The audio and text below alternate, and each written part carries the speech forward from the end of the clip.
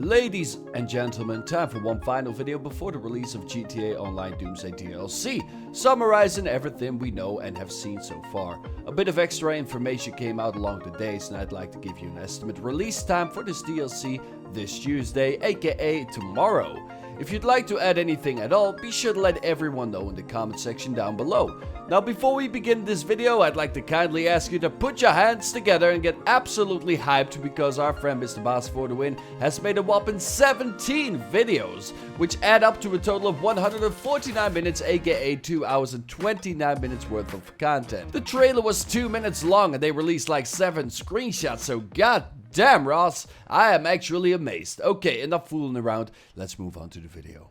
The story of this DLC is quite simple. Enemies unknown try to destroy the world, or Los Santos, and you are the chosen one to save it all. For whatever reason, the government chose a bunch of crooks who probably caused more damage than these unknown enemies will ever do. But hey, moving on. Doomsday Heist will give us a brand new heist, duh. And these heists can either be played with 2, 3 or 4 people. So yes, thank God for that duo co-op action. It looks like we have 4 setup missions and then the big heist. Each setup mission consists of multiple prep missions.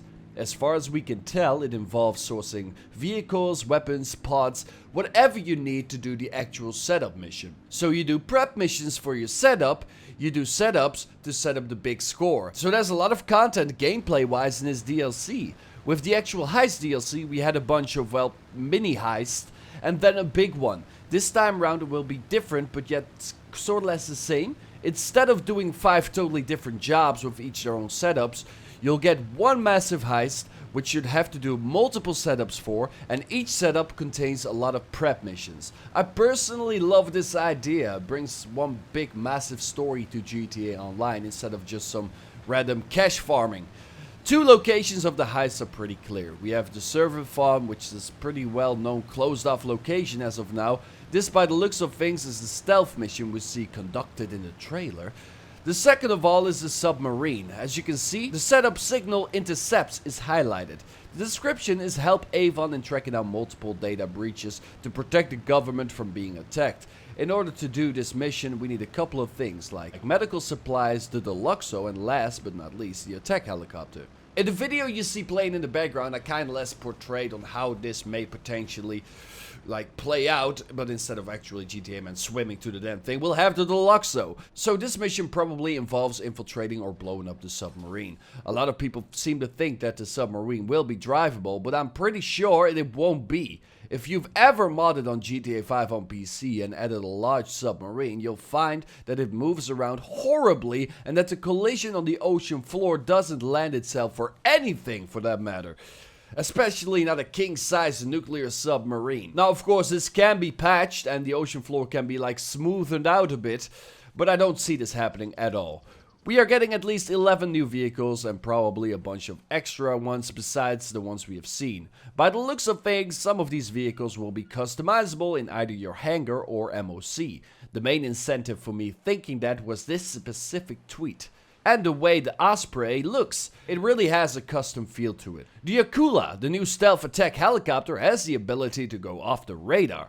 This makes me believe that the Kanjali, which is deserved from the polished stealth tank the PL-01, has the same capability. The volatile bomber derived of the Vulcan is an enormous bomber coming to GTA Online. Now the GTA Volatile is probably slightly smaller, but it's still a contender for the Air MOC. At first I thought the helicopter might have been the Air MOC, but as far as we can tell, only the Volatile has the space to put all the hardware inside. We'll get the Stromberg, which will obviously be able to do what the Ardent was supposed to do, but it couldn't. And the Deluxo made its return, but this time around it can fly to the moon and shoot rockets in true GTA Online fashion. Gypsy pointed out that in the trailer we see a police vehicle, which I call the limo. He thinks that because this is the first emergency vehicle we get to buy, we'll probably be able to customize police vehicles in this DLC as well. If that is the case, a Cops and Crooks game mode would be pretty damn awesome, Rockstar. Either way, link to Gypsy's breakdown will be in the description down below. He did a fantastic job. We are getting at least 4 new Mark II weapons. The heavy revolver, the bullpup rifle, the marksman rifle and the pump shotgun. This, together with the probable customization options of the vehicles, probably mean we are getting our favorite gameplay element back. Research! Yay! Now, as for the location of the heist planning room, we saw a couple of shots of the IAA office, which could very well be a contender for the heist prep room. Also, the bunker, which the professional found out. There is one locked door inside your bunker, and as you may or may not have noticed, this entire theme ties in very well with both Gun Running and Smuggler's Run.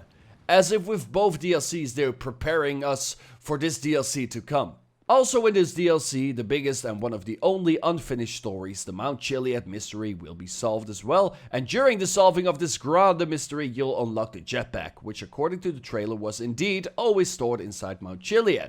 GG, Rockstar. We're obviously getting an assortment of new indoor locations for the heist, which to me, I am probably the most excited for. I love creating like shorts and little videos, and I also love checking out new secrets within these buildings, so I can't wait to create content on the new interiors. So what will all of this set you back? I thought the contents of this trailer might be around 48 million. If you want to learn how I got that number, watch my video on this subject. I think the total cost of this DLC with all clothing items, customization options, weapons, vehicles might actually go over the $100 million mark.